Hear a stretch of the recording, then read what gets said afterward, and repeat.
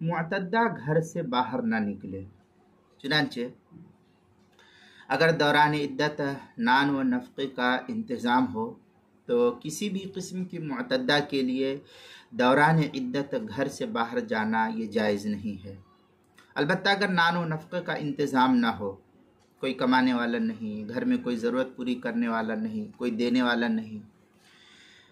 تو مثلا یہ کہ معتدہ وفات بے سہارا ہو، یا یہ کہ معتدہ طلاق کا نان و نفقہ شوہر نہ اٹھائے، اور کوئی دوسرا متبادل نسب و نسب بھی نہ ہو یا اولاد بھی نہ ہو ایسی جو اس کو ضرورت مہیا کرا سکے،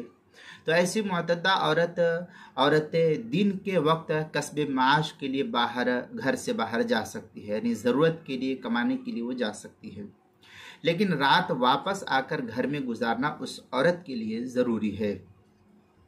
چنانچہ در مختار کے اندر ہے وَلَا تَخْرُجُ مُعْتَدَّةً رَجْعِيَّةً وَبَائِنٌ بِأَيِّ فُرْقَةٍ كَانَتْ، آگے ہے لو حرتن، پھر آگے ہے مکلفتن من بیتها اصلا لا لیلا ولا نہارا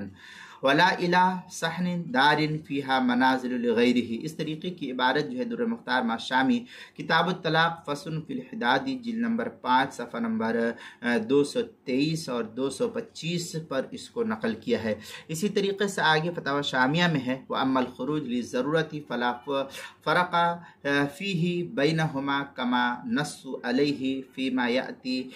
یہ فتاوی شامی کی عبارت ہے کتاب الطلاق فصل فی الحداد جلد نمبر 5 صفحہ نمبر 225 جو زکریہ بک ڈپو دیوبند کا ہندی نسخہ اس کے اندر۔ اسی طریقے سے آگے مزید جو ہے علامہ شامی نقل کرتے ہیں کہ فتاوی شام کے اندر قال فی الفتح والحق على ان المفتی ان ينظر في خصوص الوقائع فإن علم في واقعة عجز هذه المختلعة عن المعيشة إن لم تخرج افتاها بالحل وإن لم قدرتها افتاها بالحر۔ اس طریقے کی عبارت جو ہے فتاوی شامی کتاب الطلاق فصل فی الحداد مطلب الحق على ان المفتی ان ينظر في خصوص الوقائع جلد نمبر 5 صفحہ نمبر 223 کتاب المسائل 5ویں جلد صفحہ 394 پر بھی اس کو نقل کیا گیا ہے۔